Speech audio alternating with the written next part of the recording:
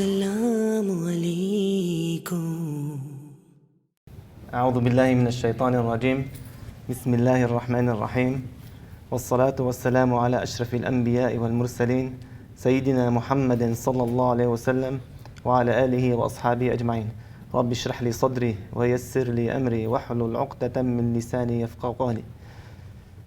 We begin by praising Allah Azza wa Jal, Lord of the Alameen, which is mankind, jinn and everything that exists. And we bear witness that Muhammad sallallahu alayhi wasallam is his slave and his messenger. My dear brothers in Islam, Umar radiallahu anhu and sisters, Umar radiallahu anhu was once walking. He was Khalifa, he was Amir al-Mu'mineen, and he was walking and he saw a pasture. He saw a piece of land on which sheep are grazing. And he saw this man in tattered clothing, in tattered and harsh clothing, herding these sheep. So he stopped. He looked at this man for a while and he made a statement. He said, La ilaha illallah al-Ali al-azim al-mu'ti ma yasha' liman yasha'. There is no God worthy of being worshipped except Allah, the Most High, the Most Great, the one who gives what He wills to whomever He wills. So the Sahaba around him asked him, Ya Umar, why are you saying this? Why did you look at that man and say that? He said, by Allah, I remember back when I was young. My father was a very, very, very harsh man. He used to force me to work and work and work until I actually dropped in exhaustion. And when I dropped in exhaustion, he would beat me to get up and work again. And now I stand here with no one between me and Allah on this earth. He's number one. He's the Khalifa. He rules everything. The rule is his. No one between him and Allah at all. Now how did Umar radiallahu anhu get there? Who was Umar radiallahu anhu before Islam anyway?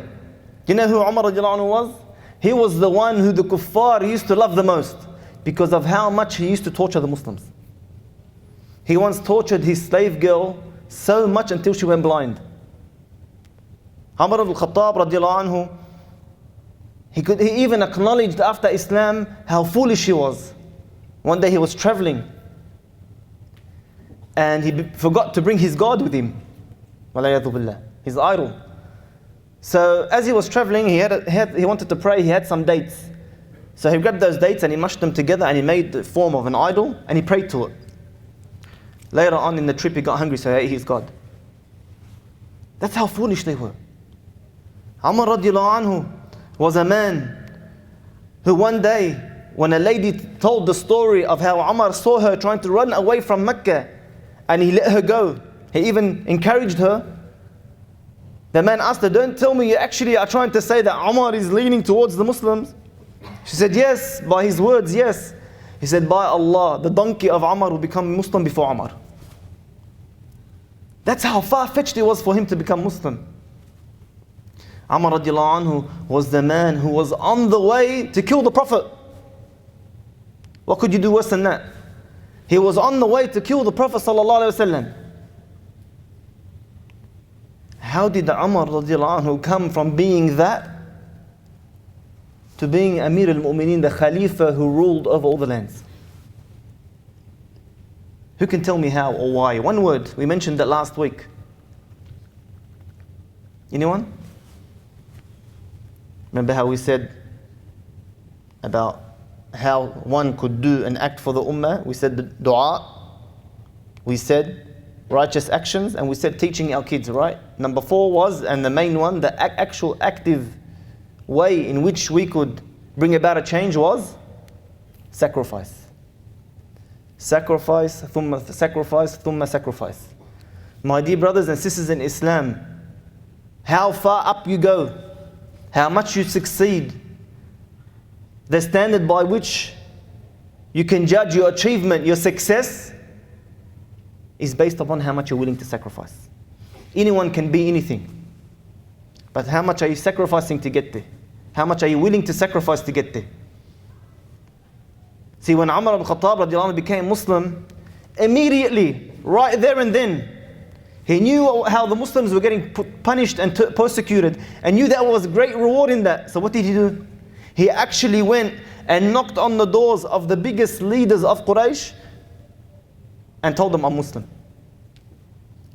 Every single one by one. He wanted to get punished. He wanted to get that reward. He wanted to reach that level, that status in Islam. He went and literally knocked on their doors, one by one. Abu Jahl himself opened the door and said, Ahlan bi Umar ibn Khattab. He told him, I became Muslim. He slammed the door in his face. Who's going to take on Umar? Umar was massive. They said if he sat on a horse, his legs would touch the floor. If you had the whole Muslim army in front of you, his head would be sticking out on top. Who's going to take him on? It wasn't enough for him. So he went and he found the one, and the actual statement is, who cannot hold water in his mouth. Why did he say that? Because this man, he can't keep his secrets. The second he knows something, he will spread it amongst the world. So basically the CNN of that time. He went and found the one who could not hold water in his mouth, and he told him, I became Muslim. Go and tell the people. He even encouraged him. This man immediately ran through the streets, telling the people that Umar ibn Khattab became Muslim. People couldn't believe. This was the number one torturer of the Muslims. So they began to gather and gather and gather and gather until they became a big group in front of Umar ibn Khattab. Then they had the guts to attack. So they would attack him and beat him non-stop. And Umar radiallahu anhu was taking on the whole group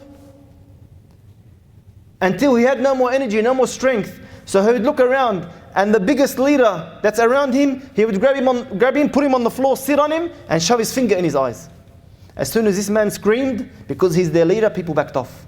He would sit there, have a little break, let him go, get up again, and the incident would repeat. That beat him, and he'd beat them back until he got no more energy left. He'd look around, find the biggest leader, put him on the floor, sit on him, and shove his finger in his eyes. And that happened again and again until Umar radiallahu anhu had no strength left, and he just gave up. And he made a statement, and we're going to talk about what Umar used to say and what used to happen when he said it. He made a statement and he said, if only we were 300, we would either kick you out of Mecca or you would kick us out. And the first battle of the Muslims, how many were there? 300. Umar radiallahu anhu was the man who, when the year of hunger struck the Muslims while he was Khalifa, you know, when people are hungry, we've seen on TV, when they're hungry and they're thirsty, how they attack each other when the UN is giving out food or whoever's giving out food. When you're hungry, when you're in a state of absolute starvation, it's me, myself and I, every man for himself. You attack your own brother to drink and eat because you're going to die.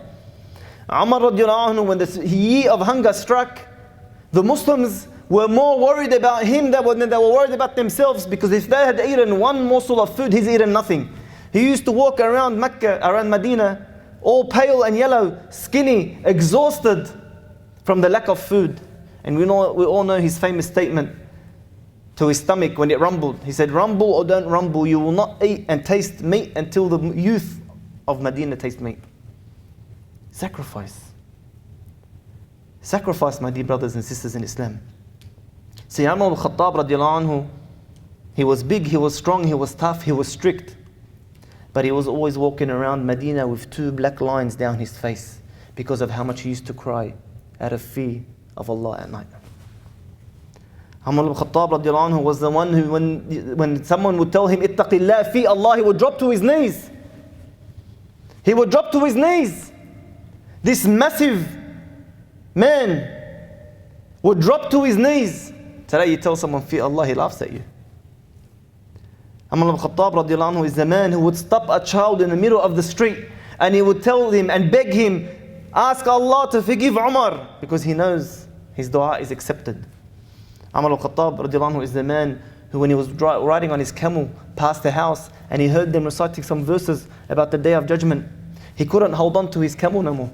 He got off the camel, his legs he couldn't stand no more. He leaned on the wall of that house and he began to cry, and he got sick, and he went home for a whole month. He was sick. Doctors would walk in and out of his house and wouldn't know what's wrong with him. Umar ibn Khattab radiallahu anhu was the man who was so firm on truth, so strict on Islam, on the haqq. No matter what anyone would say about him, that one day he was walking and three of the Sahaba, the big Sahaba, were walking behind him. One of them was Khalid ibn Walid, the general who never lost a war. He looks back just to tell them something and they all buckle. So Umar ibn Khattab radiallahu anhu tells them, what are you scared of? Are you scared of my justice or my injustice? They go, we're scared of your justice, Ya Umar. He goes, then may Allah increase your fear. He didn't care. He was so strict on the truth, my dear brothers and sisters in Islam, that he was literally nicknamed Al-Faruq, the criterion between right and wrong. My dear brothers and sisters in Islam, one day Umar radiallahu anhu, while he was Khalifa, his daughter came and visited him.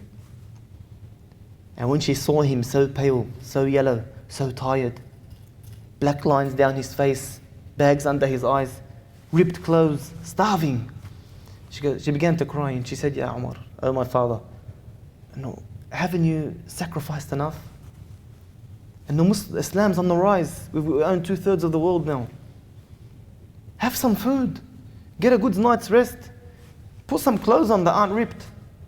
Just relax for a minute. It was as if someone struck Umar in the heart. You are saying this, my daughter, the wife of the Prophet ﷺ? Woe to you.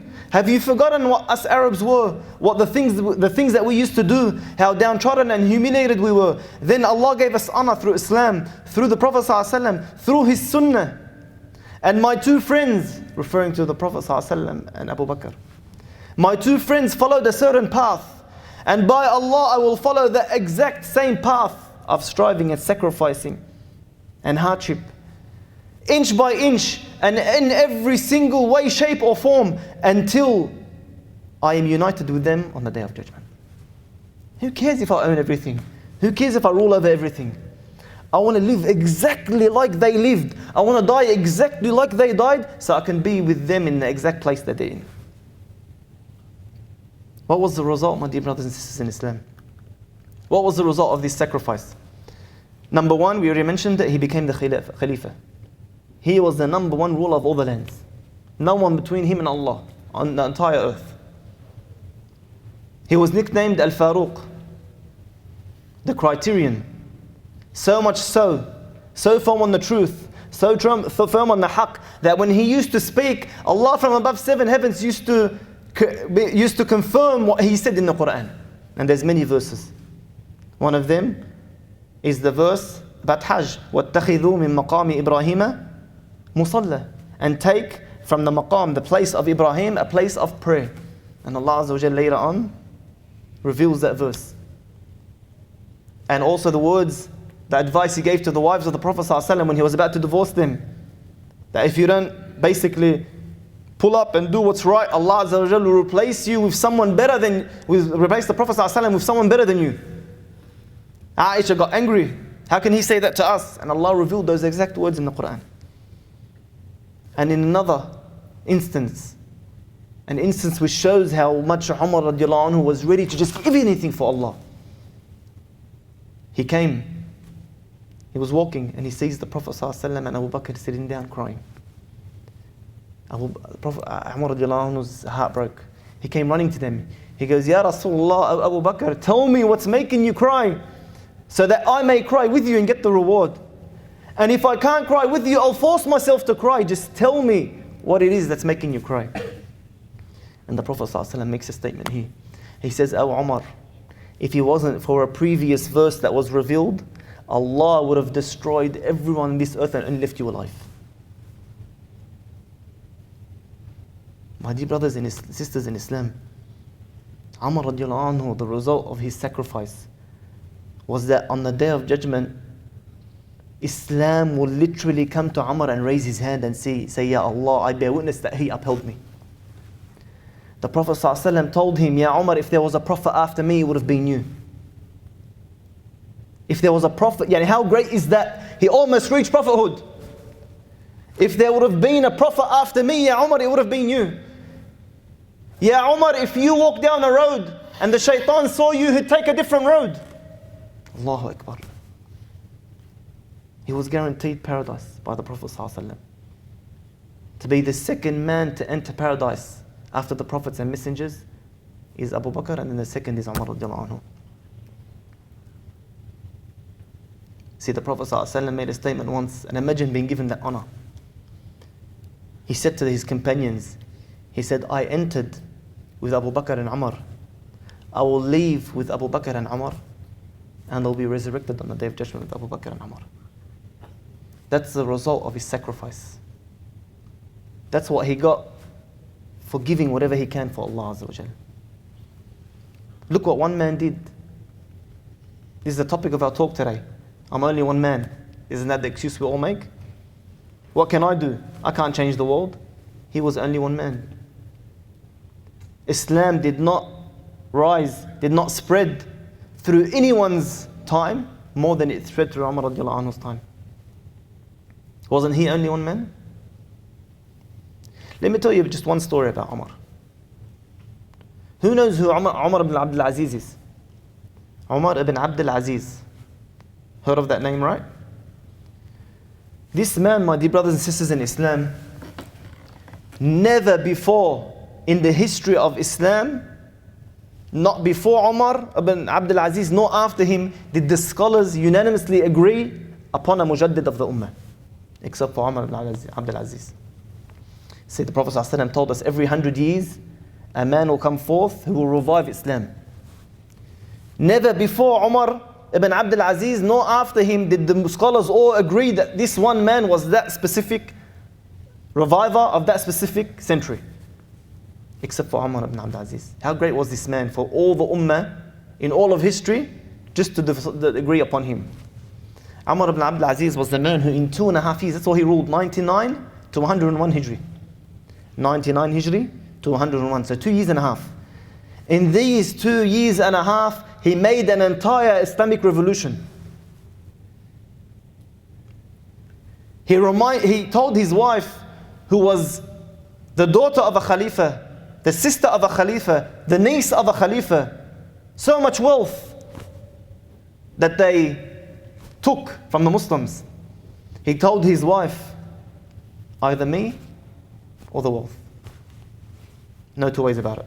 I'm not going to be judged for you, for the wealth that you took from the Muslims, your family took from the Muslims on the Day of Judgment. She gave up everything she had, and him and her sat on the floor. They ruled 3/4 of the world, my dear brothers. And they sat on the floor. Everyone fell into tears. They reminded everyone of the days of the Prophet ﷺ. In 2.5 years. My dear brothers in Islam, this man was from Bani Umayyah, the royal family. Yet he began to cut off all their fat salaries. He took away all their privileges. He tightened the screws on them until they all became frustrated. One day he gathered this royal family for lunch. As soon as they entered the room, he locked the doors. Half an hour. Ya Amir al-Mu'mineen, where's our food? We're hungry. He said, don't worry, wait, I'm making you a good meal. Another half an hour. Ya Umar, bring us the food, we're starving. Just give me a bit more time. I'm going to make you such a meal, just wait for it. Another half an hour. Ya Umar, get us anything, we don't care anymore, we just want to eat, we can't stand it anymore. So Umar ibn Aziz told his servants to bring in a food called suwaik. This food, the average man will look down at it. And what's this? What did you make suwaik today? He brought suwaik. And this royal family was so hungry they demolished it. So Umar ibn Abdul Aziz, he stood there and he looked at them and they finished. He told them, are you full? Are you satisfied? They said, yes, Ya Amir al-Mu'mineen. He said, if suwaik filled your stomachs, why do you spend all that extravagant wealth on such massive and delicious meals when suwaik did the same job? This is the money of the Muslims. My dear brothers in Islam and sisters, Umar ibn Abdul Aziz, even though everything he sacrificed and everything he did and the entire Islamic revolution that he made, one day he was sleeping next to his wife. And all of a sudden she feels a big move, a big jolt. She looks back and she sees her husband get up and begin to cry and cry and cry. She didn't know what's going on. She began to soothe him and he fell asleep again. A few minutes later, he jolted up again and began to cry and cry and cry and shake. She said, by Allah, like a bird would shake so quickly to remove the water from its body. And he remained in that state till Fajr. After he went to Fajr and came back, she told him, oh my husband, please tell me what happened to you last night. Wallahi, I thought that the Ummah was going to wake up without a Khalifa. I thought you were going to die this night. He said, oh my wife, by Allah, I remembered the day where I'll be standing in front of Allah and He will say, Ya Umar, enter paradise, or Ya Umar, enter hellfire. And I didn't know which one I was from. And that's what made him explode into tears. Such a great man. The whole Ummah agreed that he was the reviver of what? The first century, the best century that there was. Did not know whether on the Day of Judgment Allah will tell him enter paradise or enter hellfire. My dear brothers and sisters in Islam, what was the result of his sacrifice? Sorry, actually, before that, who was he the result of? Let's go back to Umar ibn Khattab. Remember I said how, let me tell you one story about Umar. Umar radiallahu anhu, one day, Umar ibn Khattab, he used to have night journeys. Whoever can read about the night journeys of Rasulullah, of Umar ibn Khattab radiallahu anhu, please do, you'll be amazed. One of these night journeys that he made, he was so tired. He was so exhausted from all day serving the Ummah and all night doing the night journeys to see what the Muslims need, that his legs could not hold him anymore, and he leaned on someone's wall. When he leaned on that wall, he heard a conversation between a mother and her daughter. The mother was telling the daughter to mix the water with the milk to make it as if the milk is more when they sell it the next day. Umar radiallahu anhu forbade this. Allah Azza wa Jal forbade us to deceive our Muslim brothers and sisters. So the lady tells her mum, the girl, oh mother, didn't you hear that Umar radiallahu anhu forbade us to do this? So the mother replied, like, where is Umar and where are we? For him to hear or see what we're doing. And Umar is sitting on the wall, listening to the conversation. Where's Umar? For him to hear us say this, or see us what we do. So the daughter replies, a statement of God. She goes, I will not perform this action because Umar can't see, for verily Allah sees all. The Lord of Umar can see us. Why should I fear doing this if Umar is around or not? The Lord of Umar is watching us. Umar radiallahu anhu was so struck by her statement that he went back immediately home and told his son, I found a wife for you. Umar, that girl, and Umar ibn Khattab radiallahu anhu, his son, had a child, and that child had a child. That second child was the mother of Umar ibn Aziz. That one sacrifice he made led to the first reviver of Islam. That simple sacrifice he made, just one story, one incident, led 2 generations down the track to the person who revived Islam. See, so this man was so similar to Umar that his own tribe, the royal family, used to say, don't blame anyone but yourself for Umar ibn Aziz being our leader. That you brought a man and married him to a descendant of Umar, and they gave birth to a child who looks like you on the outside, but inside he's Umar ibn Khattab. So what was the result of Umar ibn Aziz's sacrifice? We already said that he became the first reviver of Islam. He became the 5th of the Khulafa al-Rashidin. Can you believe this? The rightly guided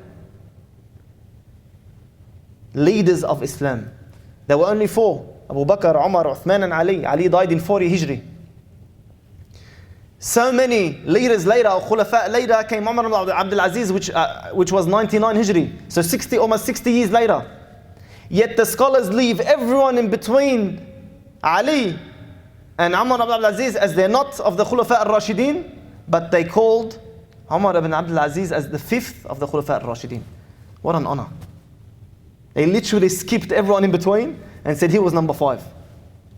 And all he ruled for was for 2.5 years. My dear brothers in Islam, do you know what happened to Umar ibn Abdul Aziz when he was dying? He told his wife to leave the room and his slave. But they couldn't help but stand at the door and listen to what's happening as the angel of death approached him. You know what they heard him say? They heard him say, "Marhaban bihadihi al-wujuh." Welcome, O beautiful faces. Who is he talking to? The angel of death. Allahu Akbar. Who welcomes the angel of death? Welcome, O beautiful faces. At the moment where the biggest man, the strongest man, the toughest man will break. Welcome, O beautiful faces. What was that? Because of the sacrifice he made for this ummah. My dear brothers and sisters in Islam, we all have greatness within us. Allah created us all equal. There's greatness in each and every single one of us. We're the only one that's standing in our own way. Say Uqba ibn Amir radiallahu anhu, the Sahabi of Rasulullah sallallahu alaihi wasallam, was a sheep herder. A sheep herder. He used to herd sheep. As soon as he heard that the Prophet arrived, he immediately left everything and went and gave him bay'ah, pledge of allegiance. But this man was very poor. He only had 5 sheep. Him and all his fellow sheep herders, 12 of them became Muslim that day. And they went back to their sheep. And their sheep were very far outside of Medina. So much so that the Prophet allowed them to choose whether they want the pledge of allegiance of the people of Mecca, the Muhajirin, or the Ansar of Medina, because they were so far away from Medina and between Mecca and Medina that they had the choice. That's how far away they were.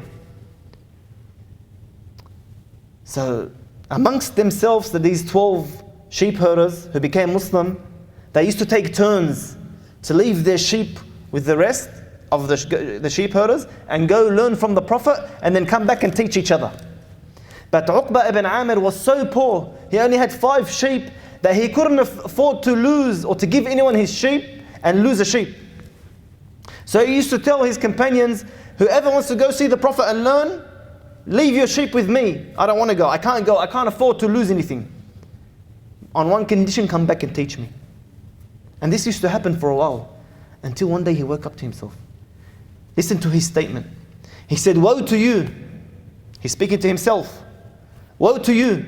Is it because of a flock of sheep that you remain thin and wretched and lose the opportunity to be in the company of Rasulullah sallallahu alaihi wasallam and to speak to him directly without an intermediary?" This is him speaking to himself. Immediately he gave away his 5 sheep and he went and sat at the feet of the Prophet sallallahu alaihi wasallam. My dear brothers and sisters, we all know the hadith, come to Allah Azza wa Jal one handspan and He'll come to you an arm's length. Come to Allah one arm's length and He'll come to you one handspan, He comes to you 1 arm's length. You come to Allah Azza wa Jal one arm's length, He comes to you 2 arms length. If you come to Allah Azza wa Jal walking, the Lord of the heavens and the earth comes to you running. This man made a change, a step closer to Allah Azza wa Jal. What was the result? What was the result of his sacrifice? It was only 5 sheep, but that's all he had, so it was 100% sacrifice. The result, my dear brothers and sisters in Islam, was that within 10 years, he became one of the most outstanding scholars, not just of any time, of the companions of Rasulullah sallallahu alaihi wasallam. A distinguished muqri' of the Qur'an, a muhaddith, a faqih, an adib, a sha'ir, a military commander, and a governor of more than one city. A sheep herder, a person who used to herd sheep, everything he owed in this whole world was 5 sheep. He was the governor of cities within 10 years. He had such a beautiful voice for the Qur'an that Umar radiallahu anhu used to call him to recite to him, and he would not leave until all of Umar's beard was drenched in tears. Look at what a sheep herder became. How did he become that? None of us here are sheep herders. None of us are that low in stature in this world. We're all living, we're all eating, drinking, we have houses, we're married, we've got kids. No one is at his stature. But look where he got. What got him there? His sacrifice. It doesn't matter the amount that you sacrifice. It's how much that sacrifice means to you. See, when Abu Bakr and Umar came to the Prophet ﷺ bringing wealth, right? On the way there, did you know that Abu Bakr actually had a small bag? We all know the story where they both came to give to the Prophet ﷺ. On the way, Abu Bakr was holding a small bag. Umar came behind him and he looked at Abu Bakr holding a small bag. He was holding many bags on his back. He thought to himself, today I'm going to beat Abu Bakr. When they got to Rasulullah ﷺ, and Rasulullah ﷺ asked him, how much of your wealth are you giving, Ya Abu Bakr? He said, I'm giving everything, Ya Allah. That's all he had, that small bag. That's all he had in his house. When Umar radiallahu anhu heard this, he made a famous statement. He said, how dare the likes of you, O Umar, try to compete with the likes of Abu Bakr. That's right, he had many bags, but that was only half of his wealth. A guy could give millions, but if he's a billionaire, a guy who's given $100 that's only got 200's got more reward. It's more of a sacrifice for him. He's only got 100. My dear brothers and sisters in Islam, it's a sacrifice. It's sacrifice that brings success, that brings achievement, that raises you levels upon levels upon levels. See, Abu Hurairah radiallahu anhu, we all know him as the biggest muhaddith of Rasulullah sallallahu alaihi wasallam, right? Did you know the companions used to get annoyed by him? He used to go around and give so much of the ahadith of Rasulullah sallallahu alaihi wasallam that the companions literally stopped him once and told him, Ya Abu Hurairah, you only lived 2.5 years before the Prophet died. You only were with him for 2.5 years. How could you relate so much of his ahadith? They've been with him since day one for 23 years. And they never related as much ahadith as him. So he replied to them, that is because I used to follow the Prophet ﷺ barefoot, clothes ripped and absolutely starving, from place to place to learn from him what Allah had taught him. And if it wasn't for that verse in the Qur'an, إِنَّ الَّذِينَ يَكْتُمُونَ مَا أَنزَلْنَا مِنَ الْبَيِّنَاتِ وَالْهُدَى, the warning that Allah gave to those who hide the knowledge of Allah Azza wa Jal that was given to them. If it wasn't for that verse, أُولَئِكَ يَلْعَنُهُمُ اللَّهُ وَيَلْعَنُهُمُ اللَّاعِنُونَ, those are the ones Allah curses, and so do curse them the people who curse. If it wasn't for that verse, I would not relate not one ahadith. I would not take that responsibility upon my neck. I would not take the chance of saying something wrong and relating something that the Prophet ﷺ didn't say. But because of that verse, he had to relate those ahadith. My dear brothers and sisters in Islam, he left everything he had and he owned, and he lived with Ahl al-Suffah in the mosque, the poor people of the masjid, the ones who had nothing and were waiting day in and day out just for some sadaqah to arrive so they can eat. He lived with them so he can be close to the Prophet ﷺ. One day the Prophet ﷺ received a massive sadaqah, and he told Ahl al-Suffah to line up so he can give them from what Allah Azza wa Jalla had given him. So they all lined up a big line, and Abu Hurairah sat at the back of the mosque. The Prophet ﷺ gave and gave and gave and gave and gave and gave until not one of Ahl al-Suffah didn't receive whatever they wanted. And then he called Abu Hurairah over. He goes, Ya Abu Hurairah, aren't you in need of something? You're with Ahl al-Suffah, you're starving. Aren't you in need of something? Of some of this wealth, of this sadaqah? He said, Ya Rasulullah, I'm only in need of one thing. He goes, what's that? He goes, teach me what Allah had taught you. Teach me what Allah had taught you. That's all I want. My dear brothers and sisters in Islam, that was only one man. That was only one man. We're all quick to say, oh, I can't do anything, I can't make a change. We're only one person. He was only one man. Yet he used to go around barefoot, ripped clothes, starving, in absolute exhaustion and hardship to spread the hadith of Rasulullah sallallahu alaihi wasallam, so much so that we cannot read a hadith book except that he's mentioned.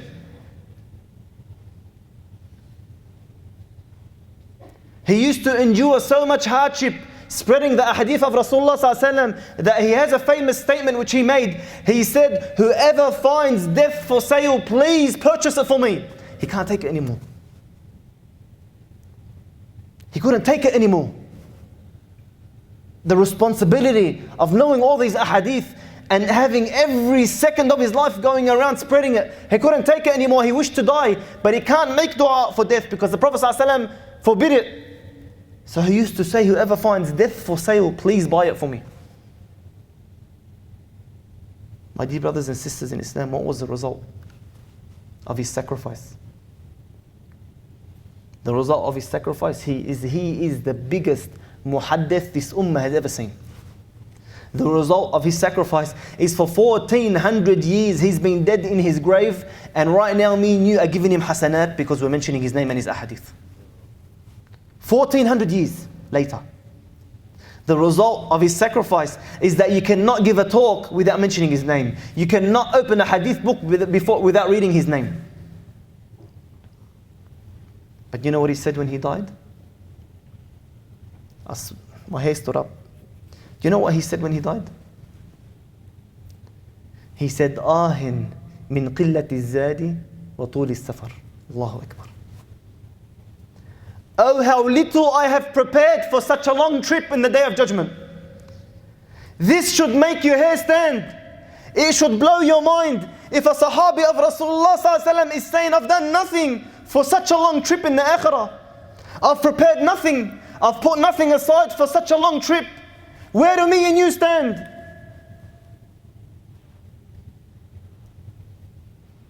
Where do me and you stand? What chance do we have? What do? Come to a mosque once a week? To a lesson once a week? We think we can stand in front of Allah with that? He gave every second of every moment since he became Muslim for Allah. So much so that he was wishing for death. Yet he said, oh how little I have prepared for such a long trip. My dear brothers and sisters in Islam, sacrifice is what it comes down to. Doesn't matter how much you give. It matters how much that which you gave means to you. Whether it be money, whether it be time, whether it be effort, whether it be teaching, whatever it may be. Doesn't matter how much of it you give. How much does it mean to you, that which you gave? See, the Sahaba, it blows my mind that the second that they became Muslim, they were willing to give everything for Allah. We've been Muslim all our lives, and we don't want to give anything. Let's be honest with ourselves. We do not want to give anything for Allah. As soon as someone starts saying give a bit of time or a bit of money, you don't know how you're going to get out of the mosque. One of the Sahaba, the second he became Muslim, the second he said Shahada, he does know nothing about Islam yet. He told Rasulullah the very second word after the Shahada was, Ya Rasulullah, let me go to my people and call them to Islam. He left and he did not come back until the entire tribe was walking behind him, ready to give Shahada to Rasulullah. He knew nothing. He knew nothing. I don't even know what they called him to. He used whatever he had, whatever love his people had towards him, whatever leadership, whatever influence he had. And he did not leave that city until every single one in that city followed him to Rasulullah to give Shahada.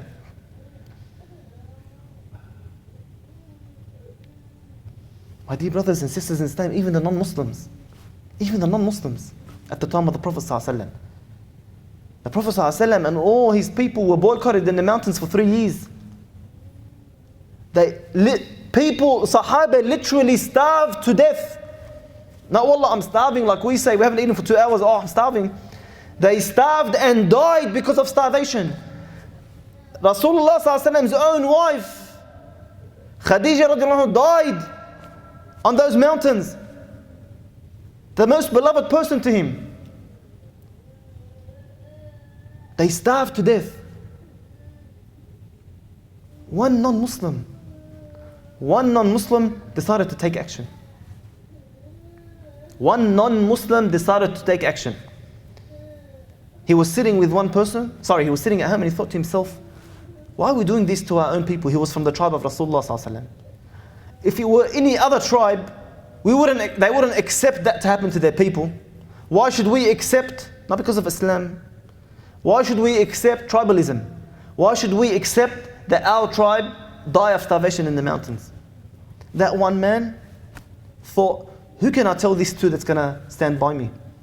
He thought and he remembered someone. So he went to that man and he told him, why are we doing this to our people? How come no one else, no other tribe would do that to their own people, but we're accepting it for our people? He said, yeah, you're right. Let's find someone else, a third person, and I'll back you up. So they thought about it and they spoke about it a bit and they remembered someone, they thought of someone who might stand by them. So they went to this person and they told him the same thing and he joined their group. They went to a fourth person, he joined their group, and they went to a fifth person. Now in Mecca, there's hundreds of people. 5 people aren't going to make a difference. That's what we say. But they devised a plan. They said, you know what? When we have a big gathering of the leaders and of the tribes, let's each and every single one of us stand in a different place, far apart from each other. And then let's one of us make this statement. Now if they were standing together, 5 people, they'll look down at him. But when one person made the statement, then a person at the end of the room backed him up, then a third backed him up, then the fourth backed him up, then a fifth backed him up. All of a sudden, the 6th, the 7th, the 8th, the 9th, a whole group got together and they ran to the Kaaba, forced the Kaaba open, and they pulled out the agreement which was made amongst all the tribes to boycott the Prophet ﷺ and his people in the mountains, and they went to rip it. But Allah Azza wa Jal doesn't need anyone. As soon as they opened the Kaaba to rip that paper, that agreement, they found that an insect had already eaten most of the agreement. But they took initiative. They made a move. They took some action. They sacrificed because it could have easily gone bad. They could have easily been turned upon by the tribe. They could have easily been found out that you're conspiring against the tribes. Back then it was just death. But they made that sacrifice. Us as Muslims aren't even willing to make that sacrifice. And proof of proof of my statement is how many of us really get up at night and cry and make dua for the ummah. For the Muslims. These were non-Muslims. And they were ready to sacrifice their lives to protect or to save the people of their tribe, even though they weren't of the same religion. How many of us really get up at night and make dua for the ummah? For our Muslim brothers and sisters. For those who, if we don't care about Allah, the Prophet ﷺ says we're not of the Muslims. They're not from us, who does not care about the state of the Muslims. My dear brothers and sisters in Islam, it all comes down to sacrifice. I want every single one of us to leave here tonight and say, what am I giving to Allah? What am I sacrificing for Allah? It's quality, not quantity. See, Salah ad-Din al-Ayyubi radiallahu anhu, oh, may Allah be pleased with him. You know, he was facing armies 5 and 10 and 20 times his size. Yet, you know what he would do at night? He would go around from tent to tent to see what the soldiers are doing. He needed men. He was way behind on manpower, on soldiers. If he'd open a tent and find someone reading Qur'an, he would leave him and go to the next tent. He found him praying, he'd leave him and go to the next tent. If he found them remembering Allah Azza wa Jal, he'd leave and go to the next tent. If he found some men together, sitting down, laughing and joking, he would kick them out of the army and tell them, by Allah, if I were to leave you, we would lose the battles because of you. He wanted people who were sacrificing day and night. Now Allah, in the morning we're fighting, and at night we could die the next day. We're sitting there laughing and joking. That means they're not there for Allah, they're probably there for the booty. By Allah, loss in our battle will come from your door. And he would kick them away even though he was in need of men. He wanted people ready to sacrifice. Are we ready to sacrifice?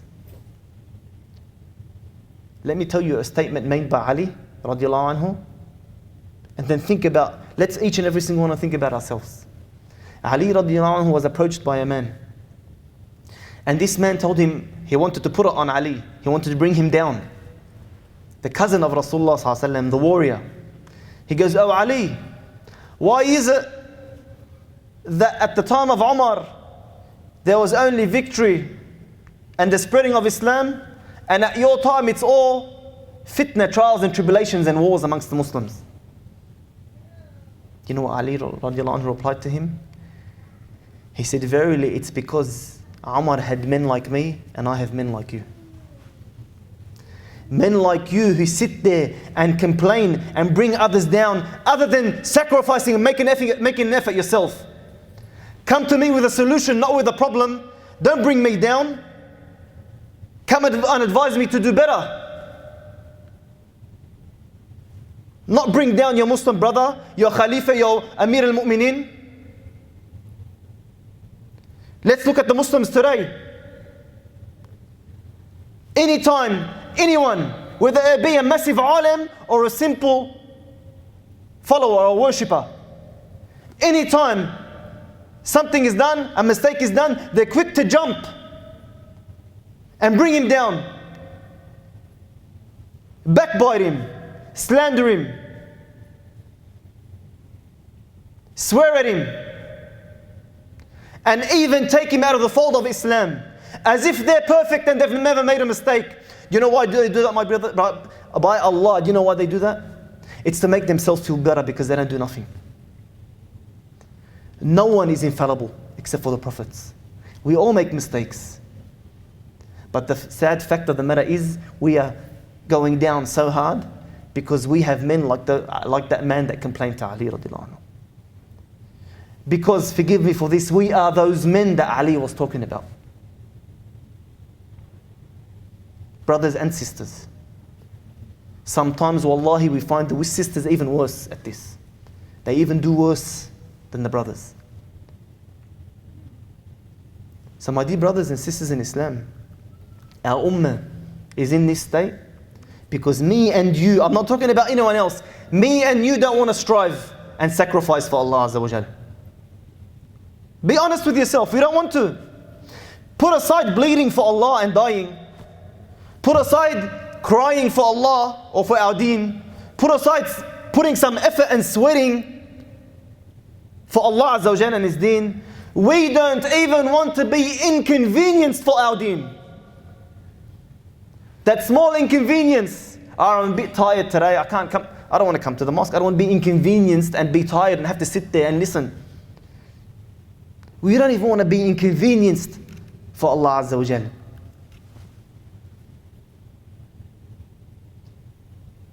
We all have great potential, my dear brothers and sisters in Islam. But we're not willing to sacrifice. Once we take that step and we're willing to sacrifice, that's when Allah Azza wa Jal will give our ummah success. Will give our ummah victory. We all have great potential to offer our communities, our deen, our ummah. Allah put greatness in each and every single one of us, or He wouldn't be fair, because He created us all equal, men and women.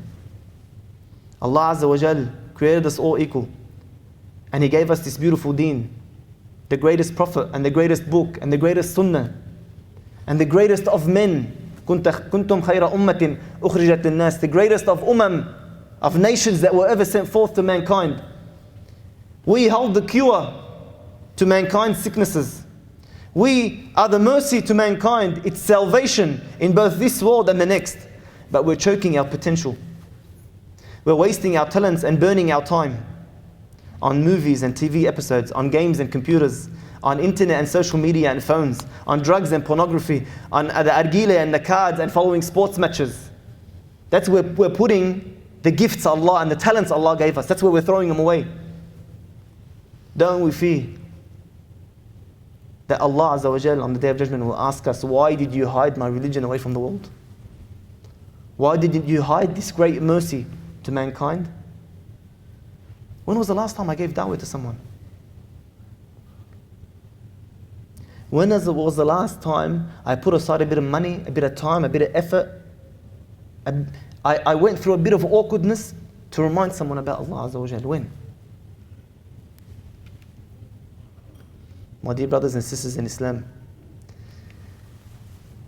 Allah gave each and every single one of us the ability to do great things, and He promised us. He promised us, listen to this, my dear brothers and sisters in Islam. He promised us, وَكُلٌّ مُيَسَّرٌ لِمَا خُلِقَ لَهُ. وَكُلٌّ, remember this statement, وَكُلٌّ مُيَسَّرٌ لِمَا خُلِقَ لَهُ. Allah promised us that He will make easy for you everything you need to perform that action He created you for. See, me personally, I got a high UAI. I got into telecom engineering, it didn't work out. I got into chiropractic, it didn't work out.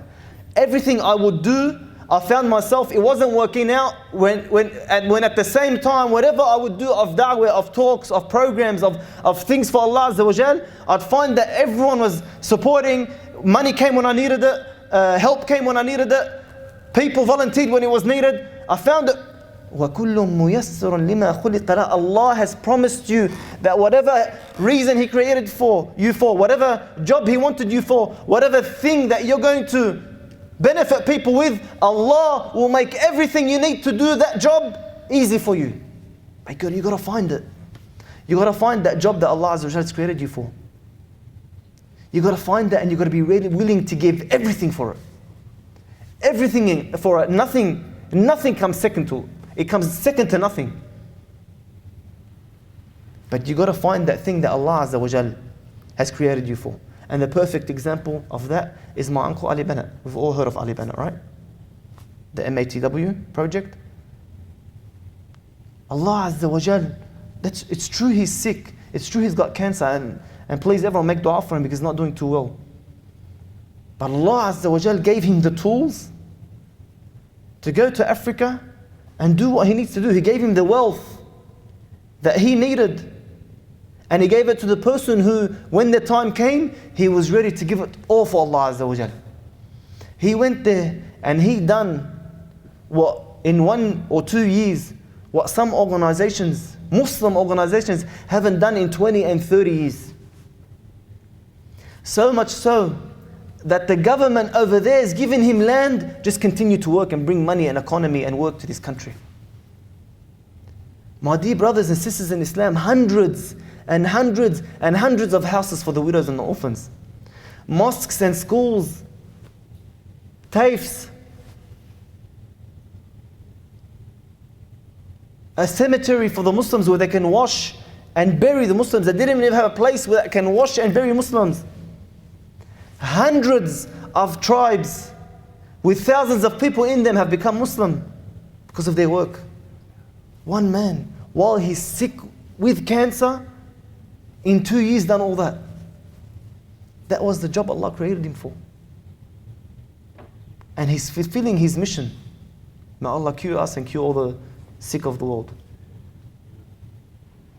My dear brothers and sisters in Islam, there's a lot that one man can do. So please turn back to your deen.